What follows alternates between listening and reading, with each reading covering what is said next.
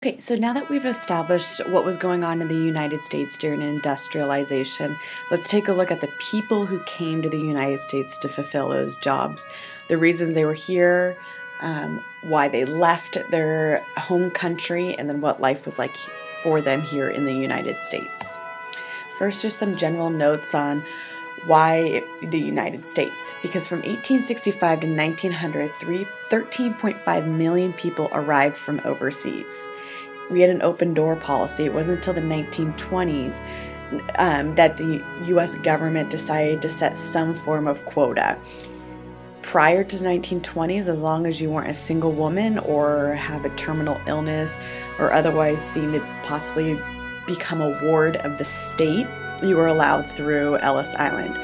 Generally Angel Island as well, but we'll take a look at how that scenario over there was drastically different than for Ellis Island, and we'll explore reasons why and whatnot. But why the United States, or actually first, what was pushing them off their land? Well, we're experiencing another time in history where there's economic consequences, whether it be from war or famine.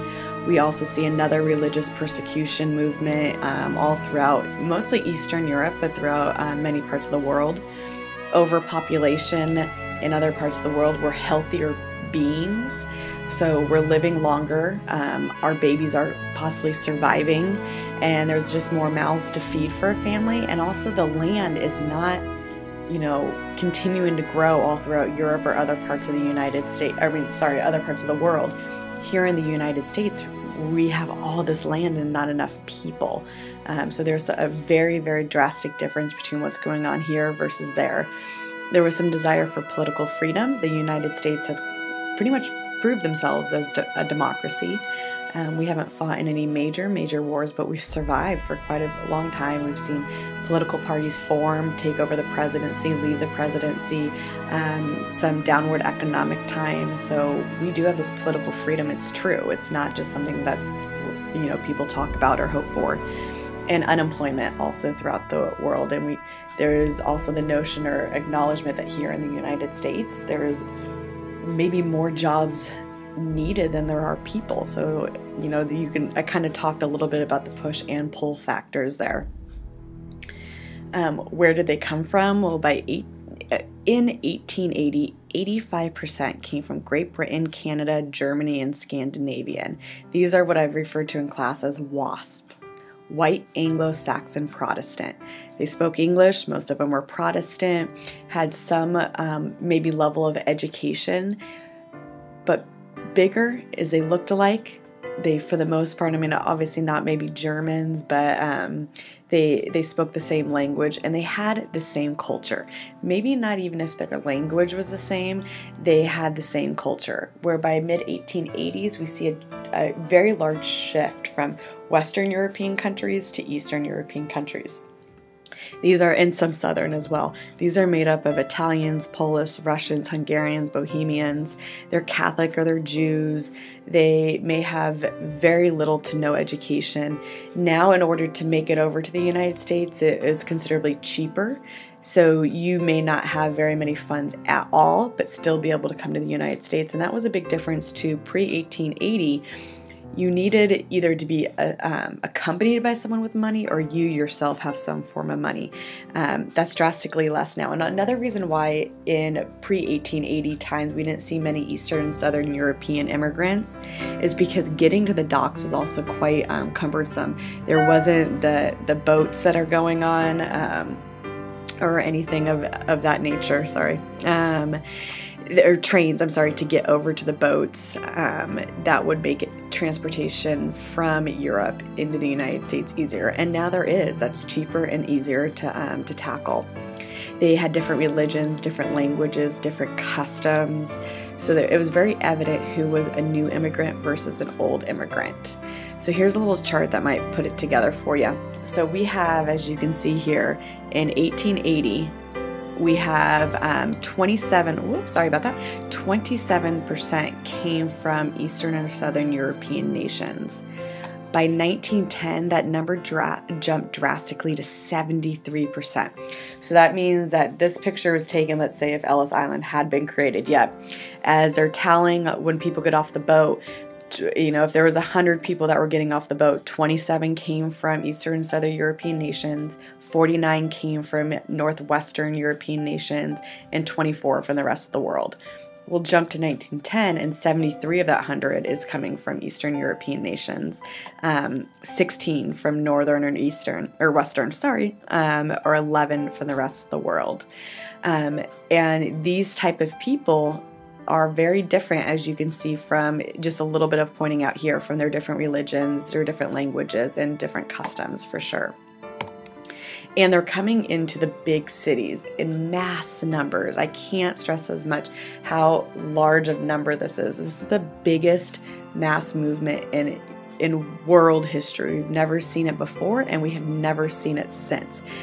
People were moving, and most were selecting to come to the United States.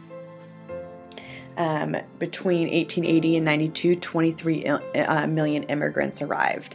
And for the whole United States, that's a very, very large number, but they weren't going all spread out nicely throughout the United States. They were staying very largely on the East Coast, and then maybe making their way to the West Coast or Middle America.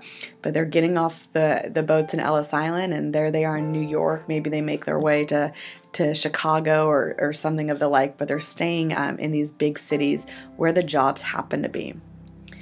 Around this time, 46 million people left their homes for other places. So those reasons like war and famine and such were pushing people off their land. There was a magnet, though, to the United States. 56% of those 46 million decided the United States was the place that they needed to be and wanted to be. And again, the U.S. had no quotas, no passports, no special entrance papers. It was pretty much an open door. Your biggest struggle might be getting out of your country. They may not want you to leave, especially if you have some sort of special talent or something of the like. So demographics, breaking it down into a little bit more detail, we're going to start referring to them as old immigrants versus new immigrants. Old immigrants think of it as our founding fathers, the WASP, White Anglo-Saxon Protestant. Similar culture, religion, pretty typically the same language. Well, these new immigrants are what many would consider undesirables. They don't like them. These old immigrants don't like them. They're seeing them from different countries from ever before. They are speaking different languages. They have different religion. And also a typical immigrant, is young male and either Catholic or Jew, speaking little to no English. Majority were unskilled agricultural laborers with little to no education. So they're coming from an agricultural background and stumbling into the big cities. So their only option is to go into these unskilled positions. And there's a ton of unskilled positions. But in those jobs, you have very little say in the quality of work or the pay of work. And when there's 1,000 people standing out the door, willing and able in a minute's notice to replace you, if your boss comes to you and cuts your wages from 24 cents a day to 15 cents a day, you have to suck it up and accept it, because there are people who are coming who are dirt poor, who 15 cents a day is like so much money to them because they have been so economically depressed in their old country. 15 cents a day is a steal, and they're probably single men. They're not trying to feed a family, and not all of them came as single men. There were definitely families, and families formed, of course, but old immigrants tended to be, already family established, and they might have 4 or 5 mouths to feed. So 15 cents a day, they're not going to be able to cut it that way, but it's better than no money a day. The boat ride over, let's just take a little bit of time in talking about that. It was considerably cheaper to come to the United States than ever before, or travel anywhere in the world. We'll just look at the route to the United States. But there was definitely different ways to travel, different parts of the boat for you to travel on. So economic decline in Europe. The majority of immigrants came to the U.S. for economic reasons. 1800s, European towns and villages experienced a decline in agriculturally based economies because of the Industrial Revolution. So the Industrial Revolution, this is happening in the United States as well, but there was jobs to kind of fall back on. you might be maybe some country, let's just go with Ireland, okay? You're in Ireland, you've been a farmer for your whole life, you're generations deep in farming, you've been in the same land, same home as your great-great-great-grandparents, and now the Industrial Revolution has produced machine-based equipment for farmer. So now what you used to do can be done by machine.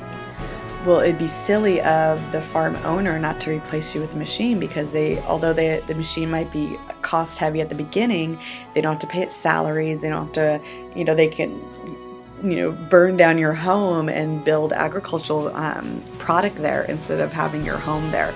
So you're getting laid off, and there wasn't really too many places to go. You're also competing with a booming population in your country. So you're left hopeless, helpless, whatever it might be. Local craftsmen often couldn't compete with factories who were making the same products. Kind of like if you've ever heard the argument about mom and pop stores versus big corporate leaders. So like mom and pop stores maybe there was a small craft store in the area, and then you see something like Michael's or even Walmart coming into the area. Well, you can get all your grocery shopping and all your needs done at Walmart or Target without having to stop at 4 or 5 different mom and pop stores. They could drive down the prices in places like Target and Walmart that a mom and pop store may not be able to do. Same thing was happening just, a couple hundred years earlier. Wealthy landowners controlled most of the land and charged very high fees to what they called peasant farmers. Italy also suffered from natural disasters, and that was happening in a couple different places, but Italy in particular, they had volcano eruptions, crop diseases, earthquakes, and then this rising population just put an additional strain on European countries. Some pull factors: there was political and religious persecution in Eastern Europe. European immigrants, particularly Jews, left their home to escape political and religious persecution. Jewish people throughout all of history have, hopefully you remember from world history that continuing to come up of the Jewish persecutions all throughout the world. So they're experiencing that once again, and they hear about this place in the United States that has religious and political freedom, and so that's quite attractive. We see Russian forbidding Jews from owning or renting land. And there was other things going on in the Russian government as well that made it kind of a place you kind of wanted to get out of. So from 1880 to 1921, over 2 million Jews, which is a third of the European Jew population, came to the United States, of which 3/4 of those Jews that had come from Russia. So more of the push factor, the lure of the United States. There was newspaper articles and written letters from friends or family here in the United States about this, the free land and unlimited opportunity. There was one newspaper article that basically said the sidewalks are paved in gold. All you have to do is swoop down and pick it up. Some of these were true, especially if they were from family, like free land, like with the Homestead Act and things like that. But there was also shipping companies or big businesses, factory owners who would advertise overseas about all this, the magic land and the unlimited opportunity, in order to get people to come to the United States, knowing that they can profit off the boat rides, so the boat companies.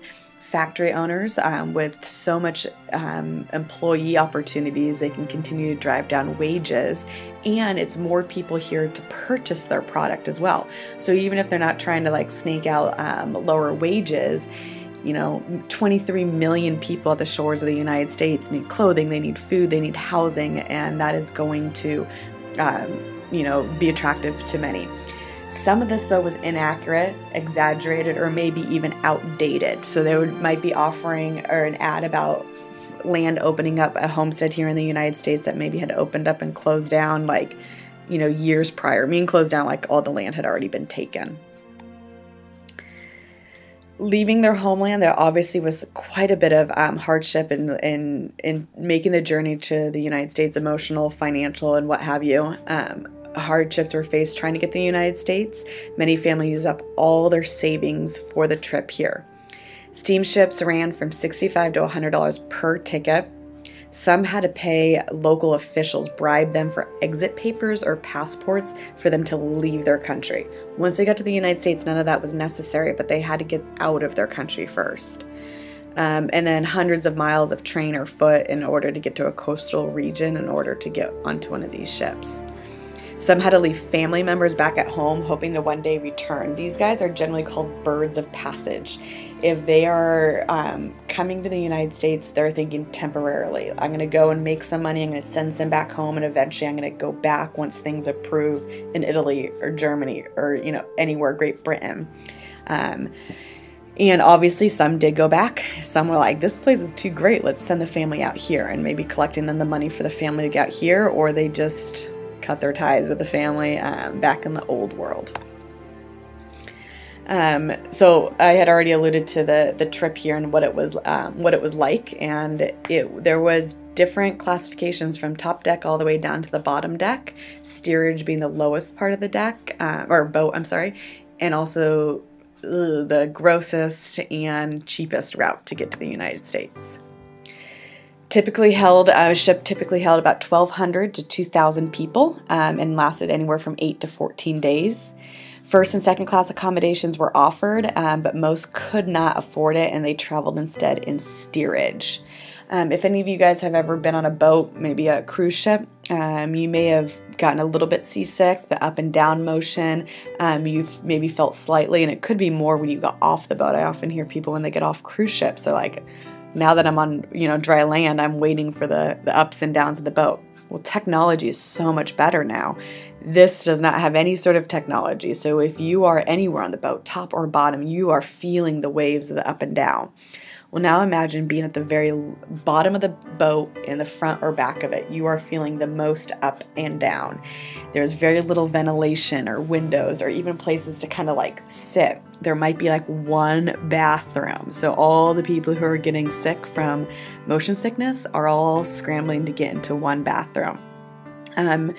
Colds, flus, diseases, all of that could run rampant. So now you got a whole bunch of people who really need to use the bathroom. And of course, if you're got feces or vomit all over the floor, it's only going to make the sicknesses worse on the boat. And very, very modest time in history, much more than I'd say we are now. So having men and women sleeping or dressing among each other was, unheard of. That would be uncomfortable for any of us today. Magnify that by 100,000. They might have a blanket that someone decided to, string up to separate the genders. Minimal food. All you got in the boat was water. Sometimes it's just boiled water. Sometimes they gave you watery soup, more like mud puddle. Passengers slept on straw-stuffed mattresses they called donkey breakfasts. And things like lice and mites and stuff loved themselves some donkey breakfast. So you were just living and sleeping among that. Spent most of their voyage deprived of sky, sunlight, fresh air, and as you can imagine, the smell was often unbearable, and contagious diseases like typhoid and smallpox spread pretty quickly, and that could actually prevent you from getting into the shores of the United States or making it through Ellis Island. But eventually, after about 8 to 10 days, you'd see that beautiful city, New York City and Ellis Island, the first glimpse of hopeful freedom. From 1892 to about 1920, approximately 75% of all immigrants entered the United States through an immigration processing center located in Ellis Island in New York City Harbor. Liberty Island and the Statue of Liberty was often the first thing that anyone saw as they entered into the United States. If you didn't know, inscribed on the base of the Statue of Liberty, it says, "Give me your tired, your poor, your huddled masses, yearning to breathe free, the wretched refuge of your teeming shores. Send these, the homeless, tempest tossed at me. I lift my lamp beside the golden door." Sounds like we want everyone, no matter what your income level is. We are the land of the free, of promise and everything. So people get really excited. This is the first thing they see, the Statue of Liberty, Ellis Island. It's really exciting. The promises are endless. And then you get here and you kind of realize that it may not be that perfect. First, you've got to go through a humiliating medical inspection process. And you're going to realize right away the separation between the classes. First and second class passengers do not have to go through the lengthy inspection process. Instead, somebody comes onto the boat, kind of checks and makes sure they don't have it like the plague. And then they get to go right into New York City, bypassing Ellis Island, and there they are. Their journey begins. Well, steerage passengers have to board a flat-bottom tugboat or barge, and they have to go through Ellis Island. And depending on how many boats came in a particular day, it's going to depend on how long the line is and how many people might be sick or don't know English or things of that nature. So it could be a lengthy, probably not over a day worth process, but quite a big process and worrisome, because you're like, oh darn, am I not going to get in the United States? Or I'm with my family of 5, my husband and 3 children. Are one of us not going to make it through?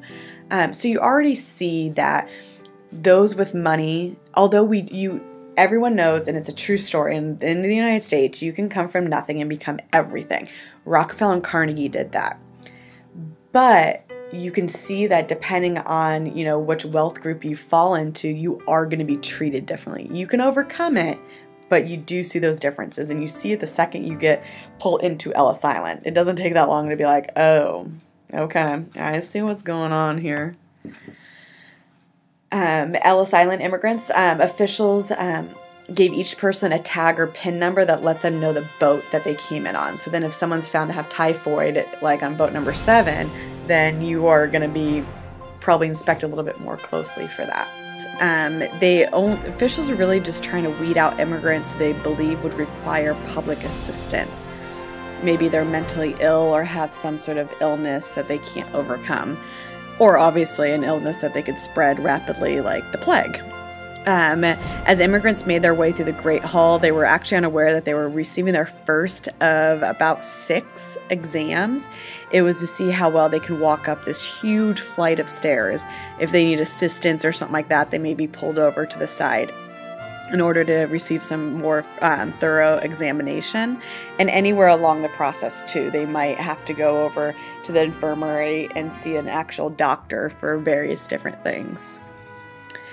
Very traumatic experience. Once you got through the line to get your medical exam, it'd be about 45 minutes in length.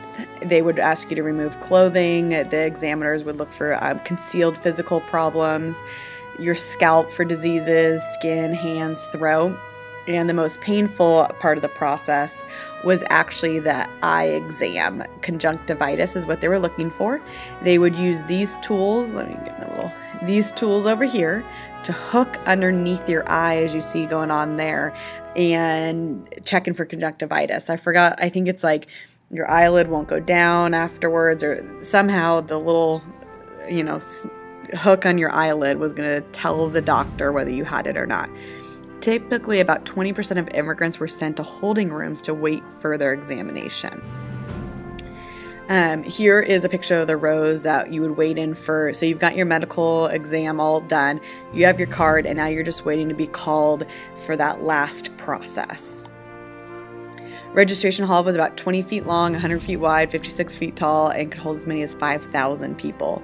The network of iron railings, which if you've been to Ellis Island, they have been removed.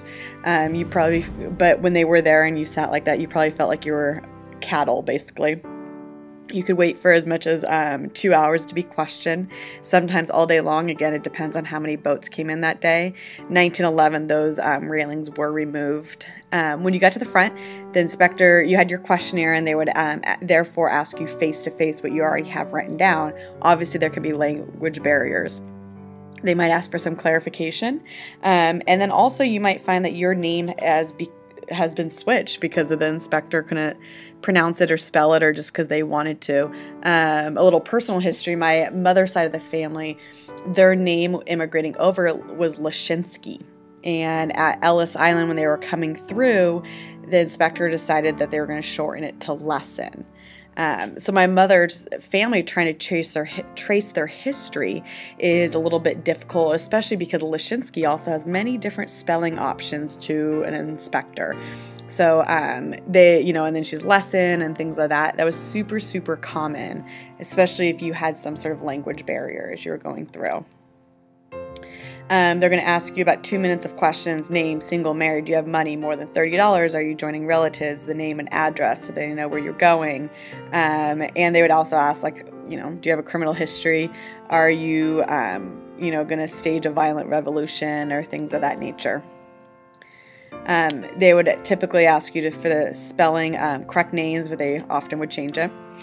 While Ellis Island, many people experienced the worst experience of their lives. Few were actually denied. I had mentioned 20% were actually kept off for more inspection.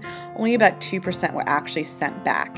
That's going to leave some family members with some pretty difficult decisions, painful decisions. Like I said, what if you came back through with a family of 5? You yourself, your spouse, and your 3 children. You or maybe one of your children, the worst case scenario was one of your children is going to be sent back because of a disease they have. And it could be one that they could overcome. It's just that the United States is like, we're not, you know, you're going to spread that here. We don't want it. You may not have enough money to send all 5 back. Is there a grandparent back that you could send the child back by themselves? Are you willing to send your child back by yourself? And, you know, if you can go in debt to the shipping company, because obviously they've got to take you back, but you're going to go in debt to them if you don't have the money. Are you ever going to get the money back in order to come, you know, after your child has been cured or whatnot, to come back to the United States? As you can imagine, that's going to be a terrible, terrible decision to be made. And there's so many story examples of that. For those who came over as families or even single individuals. You came over here, you use your whole life savings. Maybe you had land that you sold. Most likely you didn't have land, but equipment, you know, furniture, anything like that. You've sold and now you've come over and now you got to go back. There's no jobs back there. What do you do? Type of thing. So we wrapped up part 1 on the Google form, on Google Classroom. You're going to be answering the following questions. You're going to explain that shift between 1880 and 1910. What made the shift? Why do we see a difference between 1810 type of immigrants and 1880, and 1910 immigrants? And then question number 2, you're going to detail an old immigrant. What does that person look like? Versus number 3, a new immigrant. Number 4, many immigrants came to the U.S. in hopes of bettering their lives and equality in the U.S. promised. What were the first signs to those who traveled in steerage that all immigrants weren't equal? This is in the United States, not the fact that they had to purchase steerage. Is as they came into the United States, so they're in steerage already. What's their first sign here? As they're coming to the shores of the United States or whatnot, that there is quite a difference. Detailed typical experience of a German immigrant as he passed through Ellis Island. So what was that process like for anyone? I just picked German for this one as they're going through medical inspections and things like that. Part 2, we're going to go into next, which is talking about now they're here. What is life like for them? So you get off the boat in Ellis Island and you have never seen a skyscraper before. You have all this promise, or you see all the promise, or you feel all the promise that the United States has, but you imagine you're incredibly overwhelmed. Maybe you're with your family, you're worried about them, or you're a single individual. You hear a handful of different languages being spoken. People are yelling things at you, maybe offering you some soup or a place to stay or a job, and you have all these emotions of excitement and fear all wrapped into one. This is a picture here of an enclave. This is an Italian neighborhood in New York City. So you're Italian, you get off the boat, you hear your Italian language, and you're obviously going to be, attracted to that. Just like when you're looking at your groups of friends. If you looked at them at the lunch table today or tomorrow, you're going to look around and say, God, we do have a lot of things in common with one another, and that's what attracts me to them. And that's what's happening here. So all of a sudden through cities like New York City, you can see like there's Little Italy. It's where all the Italians live. They have very little need to change their lifestyle too much because everyone speaks their language. They have grocery stores that serve Italian food and church services in Italian, and they can really kind of keep their culture within their little enclaves. That brought some distrust by old immigrants. It was a reason why there was that difference between new immigrants and old immigrants. So leaving Ellis Island, they're approved for immigration, and they get pushed into New York City. And as I mentioned, they got to find where are they going to go and who are they going to be attracted to. About 2/3 of immigrants settled into urban cities such as New York City, Chicago, Boston, and Philadelphia. By 1920, 75% of foreign-born U.S. residents lived in cities. Many immigrants stayed with friends or relatives, a majority of them in close-knit ethnic neighborhoods. I mentioned they have food, language, other institutions from their homeland. It's going to make them feel very comfortable and like they found their little niche here in the United States. Some of them, though, as I mentioned, you're going to see you're able to make it into the United States with a little bit less money in your pocket than you used to be able to make it in. And some, especially those birds of passages, would come here and stay in 5 cents a spot lodging. Though illegal because of safety conditions, sometimes it was the most that you could afford, especially for such meager pay. So if you come over as a single individual, you can find yourself living here in an enclave, a 5 cents a spot housing, which is also we call tenement housing. They were put together very, very quickly to house this sudden boom in population. It happened quick, and something had to be done to accommodate them. So this is 5 cents a spot lodging, and there is, let's see, I looked 1, 2, 3, 4. I think there's 5 back there, 6 people at the very least right here, and they get to split that amount of money. You can tell it just doesn't look it's very cramped. It doesn't look extremely clean. There are many reasons why these tenement houses today would be illegal to have existence. You don't see a window around, that's a fire hazard. And then, when candlelight is your source of food, heat, and light, it's a big problem you got going on there. But they were ill-equipped. So there was materials needed. They needed housing, streets, sewage system, all of this. The cities weren't organized, equipped. They didn't have the money. They didn't have the know-how. They didn't have the agencies to do all of this. We don't have like mayors and governors like we do today and oversee the building of roads and, permits and all that kind of stuff. That all starts to slowly happen because of what life was like during immigration and industrialization. City streets often flooded due to waste or inadequate sewage systems. Decent housing was very scarce, and you would have the extreme wealthy a block over from maybe the poorest people. Some just lived in shanty towns, alleyways, used scrap wood for their homes. Tenement houses usually had 6 or 7 floors, each which contained 4-bedroom apartments. Large families, often paying boarders, crammed into overcrowded apartments, which costed anywhere from $10 to $20 a month. One New York City social worker counted 1,231 people living in just 20 rooms in one part of the city. Settlement houses formed. Settlement houses were found by social workers trying to help new immigrants familiarize themselves with the United States. It could be a wide range of services from English classes, daycare, help services of that regard, maybe getting into education, maybe finding housing. It was whatever the needs were of that particular community. These were created by settlement houses. They weren't necessarily places that people live like the housing part of settlement houses implies. Maybe it did, but most of them were just somewhere you would go to get any sort of kind of like social work needed to be done. Most tenements were filthy, run down, bad ventilation, lighting, and conveniences. Bedrooms usually didn't have windows, and bathrooms would be in the yard. So you're on floor 7 of a tenement housing. Has 20 rooms. You're sharing it with over 1,000 people, and you gotta go downstairs to the backyard to go potty, middle of the night type of thing. And there's not proper sewage, so that's just going into the ground. Your peep and poop. And so hopefully you don't have a vegetable garden right next to the bathroom. One social worker could not locate a single bathtub in more than a city block of tenement building. Fire, disease, death were super common. One historian noted that 40,000 of New York immigrants were stricken with a contagious lung disease, tuberculosis, or TB, and 60% of immigrant babies died before their first birthdays. Rural living conditions, some traveled west, not very much, very small, few settled, moved down south because they had left agricultural life and they didn't want to turn back. Italian immigrants, though, did in pretty large numbers come to California, and they established fruit farms and wine vineyards. Armenian population, still today, the largest is in Fresno.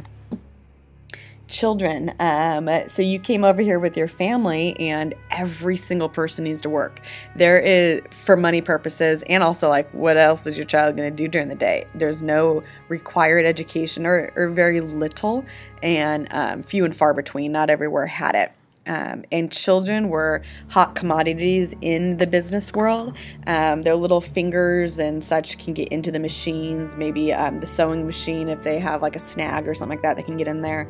Into the mining, they would go into caves. They're smaller and they can get the dynamite into really small places and hopefully get out before the dynamite explodes. But if not, oops. Majority of immigrants worked in industrial jobs. They had no desire for agriculture. They were exploited. There was labor. They labored under intolerable conditions for meager pay. Typical family needed about $16 a week to achieve a minimal standard of living. Most didn't make anywhere near that. Textile workers made about $4 a week, with garment workers, which tended to be female, were $1.25 a week. Salaries was about 10 cents an hour, and half that for children. You worked 12 to 16-hour days. One study showed garment workers working 108 hours a week for $4 a week. Or no, that's for the garment, $1.25 a week, and you need $16.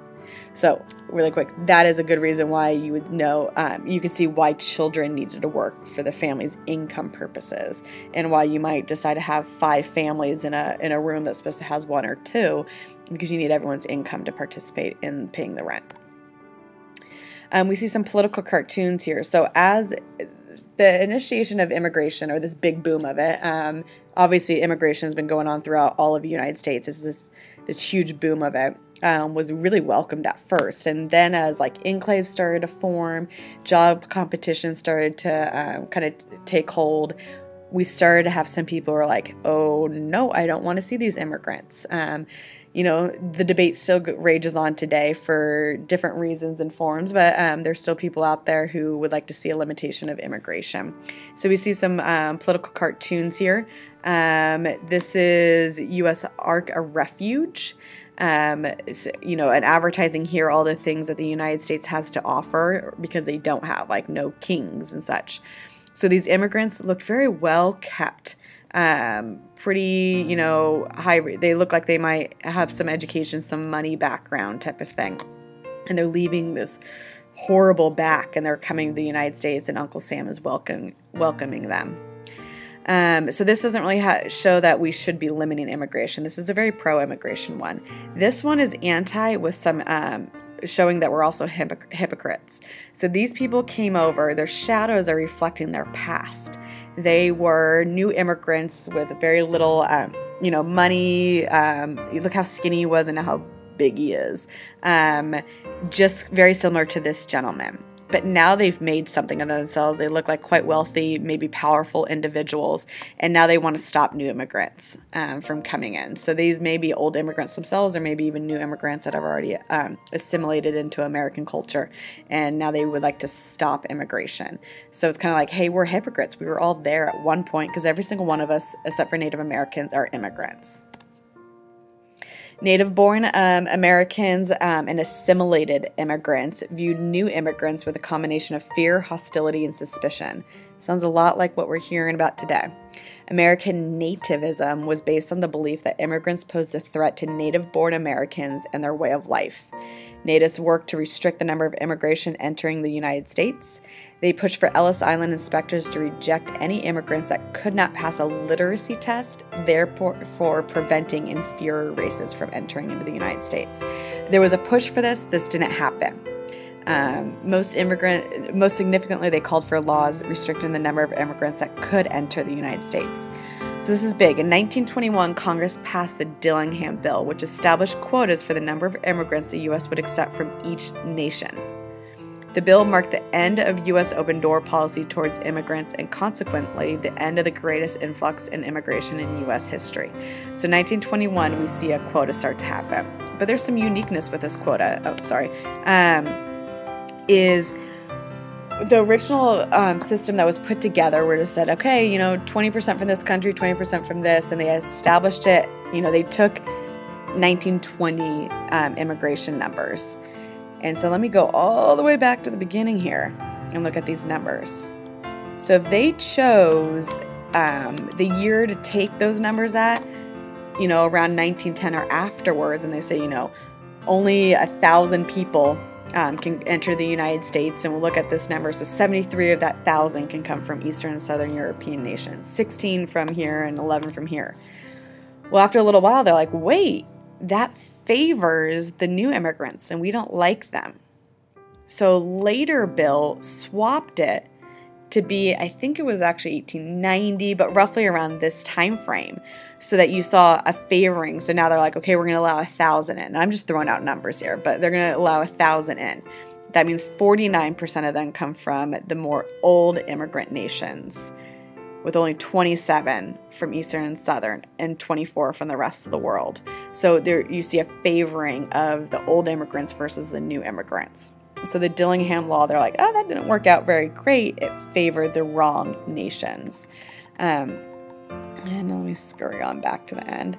So we do start to see some discrimination happen in the United States based on the new versus old immigrants. And hopefully you have a decent understanding of why there was that difference. I think that they may have felt differently if these new immigrants came over and truly adapted into the United States, but you didn't see that happening.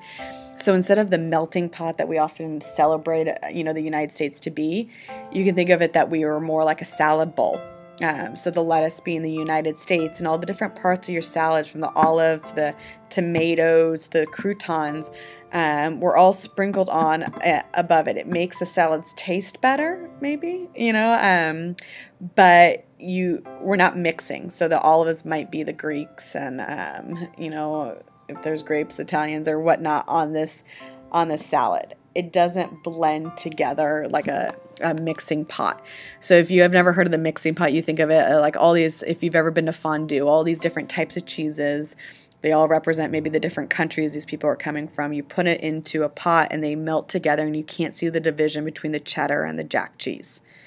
That is what people would like the United States to be. So you come from wherever, but you adapt into this American culture. And that had been done, but it was easily done because everyone was coming from generally the same type of nations. Now we have all these other nations coming in, and they're not adapting. And so people start to say it's something more like a salad bowl.